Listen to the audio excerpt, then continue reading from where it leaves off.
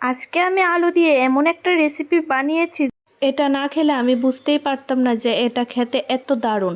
আর চলো দেখা যাক কিভাবে বানিয়ে নিলাম। তো প্রথমে আলুগুলোকে সেদ্ধ করে নিয়েছি, তাতে দিয়ে দিলাম নুন, হলুদ, কাশ্মীরি লঙ্কার গুঁড়ো, কিছুটা কর্নফ্লাওয়ার আর একটু ময়দা, আর দিলাম ধনেপাতা কুচি আর কাঁচা লঙ্কা কুচি। তারপর এটাকে হাত দিয়ে ভালোভাবে মেখে নিয়েছি। তারপর হাতের মধ্যে তেল লাগিয়ে ফিঙ্গারের মতন শেপ দিয়ে দিলাম সবগুলোকে। তো দেখো সবগুলো বানানো কমপ্লিট। তারপর তেলের মধ্যে এগুলোকে ছেড়ে দিলেই হয়ে যাবে। আর এটার নাম আমি দিয়েছি পটেটো ফিঙ্গার।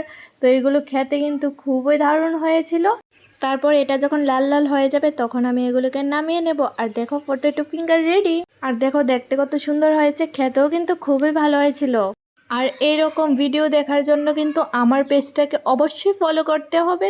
তো আজকের ভিডিওটা এতটুকুই, নেক্সট ভিডিওতে দেখা হচ্ছে। আজকের জন্য টাটা।